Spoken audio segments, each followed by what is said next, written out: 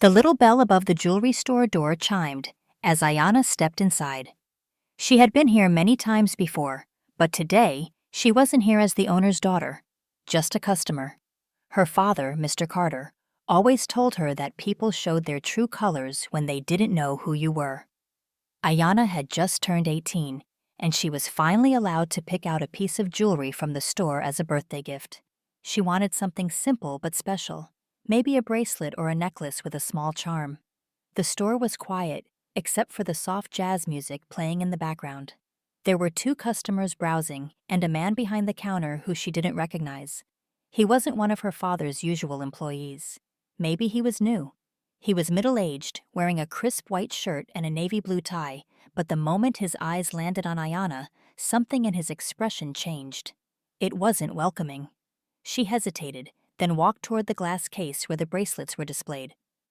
"Excuse me," she said politely. "Can I see that one?" The man barely looked at her. Instead, he let out a small, irritated sigh, as if she was bothering him. "Are you sure you can afford it?" he asked, his voice laced with doubt. Ayana stiffened. The words stung, but she kept her face calm. She had experienced this before, people assuming things about her just because of her skin. "I'd just like to see it," she said, keeping her voice steady. The man rolled his eyes but unlocked the case. He picked up the bracelet and placed it on the counter with a rough clink. Ayana reached out to touch it, but before she could, he snatched it back. "I don't think this is for you," he said coldly. "Maybe you should try somewhere else." Her heart pounded. "Excuse me?" "I said," he repeated, his voice sharp, "I don't think you belong here." Ayana felt a familiar heat rise in her chest, the same burning feeling she got when teachers ignored her raised hand, or when security guards followed her in stores. She wasn't going to argue. She wasn't going to beg. But before she could turn to leave, the man grabbed her wrist. "Hey!" she protested, trying to pull away. And then his hand struck her face. It wasn't a hard slap, but it was enough. Enough to sting, enough to send a message. The store went silent. The two other customers gasped, one of them stepping back in shock. Ayana's cheek burned, but not as much as her heart did. She touched her face in disbelief, her breath shaky. The man pointed toward the door. "Get out," he snapped, "before I call security." Tears burned behind Ayana's eyes, but she refused to let them fall. Slowly, she turned and walked toward the door. She wasn't leaving because he told her to. She was leaving because she knew something he didn't. Her father owned this store, and he was about to find out exactly what had just happened. Ayana didn't go far. Just outside the store, she pulled out her phone and called her father. "Hey, sweetheart," his deep voice answered. "Find something you like?" She swallowed the lump in her throat. "Dad, can you come to the store?" Something in her voice must have alarmed him. "What happened?" "Just come," she whispered. 15 minutes later, Mr. Carter walked in. A tall man with a presence that commanded respect, he was dressed in his usual dark suit. His expression was unreadable as he stepped inside. The man behind the counter looked up, immediately pasting on a fake smile. "Good afternoon, sir. How can I help?" But then he saw Ayana walking in behind him. His smile faltered. Mr. Carter's eyes went straight to his daughter's face. He saw the faint red mark on her cheek. And just like that, the warmth in his eyes vanished. "Who did that to you?" he asked, his voice low and dangerous. Ayana didn't have to say anything. She just looked at the man behind the counter. The man's face turned pale.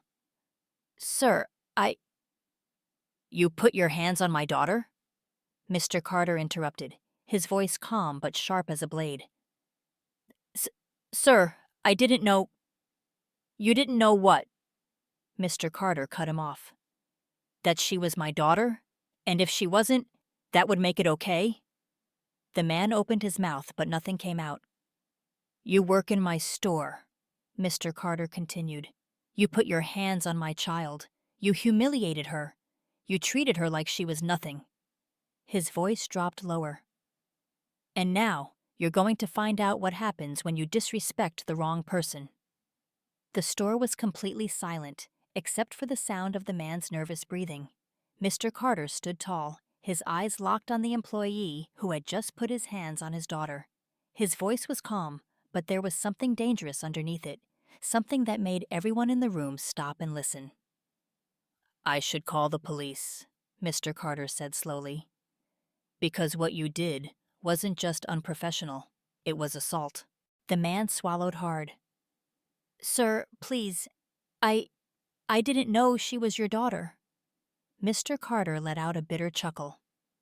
"So if she wasn't my daughter, you would have been justified in hitting her? In treating her like trash?" The man's mouth opened and closed, but no words came out. Mr. Carter shook his head. "You don't belong here.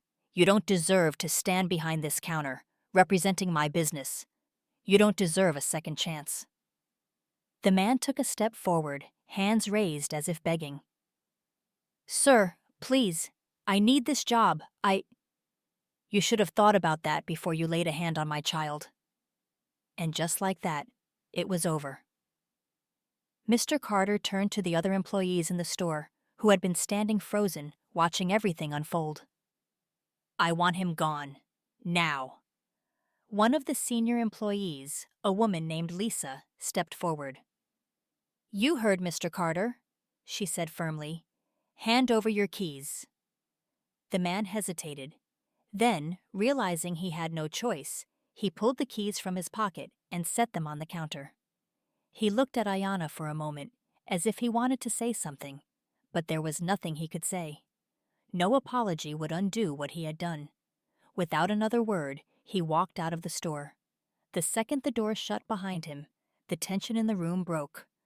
The customers, who had been watching quietly, started murmuring. Lisa turned to Ayanna, her face full of concern. "Are you okay, sweetheart?" Ayanna nodded slowly, even though she still felt the sting of his hand on her cheek. Lisa's eyes darkened. "I can't believe he did that. I'm so sorry you had to go through that." Before Ayanna could respond, Mr. Carter placed a gentle hand on her shoulder. His expression was softer now, but his eyes were still filled with a mix of anger and sadness. "I'm sorry, baby," he murmured. "I hate that you had to experience that. I hate that people still look at you and think they have the right to treat you like you don't belong." Ayanna swallowed hard. "I knew you would come." Mr. Carter's face softened even more. "Always," he said. No one hurts my baby and gets away with it." She let out a breath she didn't even realize she had been holding. And then, as if nothing had happened, Mr. Carter smiled and gestured toward the glass cases. "Now, did you pick out what you wanted?" Ayanna blinked at him. "Wait, after all that, you still want to shop?" He raised an eyebrow. "Why wouldn't we?" She hesitated. I don't know, Malayan. It just feels weird, like I don't want to stay here after what happened." Mr. Carter turned to face her fully. "Listen to me," he said, his voice steady. "This is our store, our space. That man tried to make you feel like you didn't belong, but he was wrong. You do belong here. You deserve to be here, just like anyone else." Ayanna looked around. The store she had loved since she was a kid didn't feel so warm anymore. It felt like a place where she had been hurt. But then she saw her father, standing so sure of himself, so steady, and she realized something. The only way to take back her power was to stay. So she took a deep breath, turned back to the display case, and pointed. "That one," she said. A delicate gold bracelet with a small charm, a simple design, but something about it felt right. Mr. Carter smiled, nodding in approval. "Good choice." Lisa unlocked the case and carefully placed the bracelet in a small velvet-lined box. Mr. Carter didn't let Ayanna reach for her wallet. He pulled out his own card and handed it over. "This is my gift to you," he said as the transaction went through. "Not just for your birthday, but for today. So every time you wear it, you remember that no one gets to tell you who you are. No one gets to make you feel small." Ayana took the box in her hands, feeling its weight, not just the bracelet's weight, but the weight of everything that had happened today.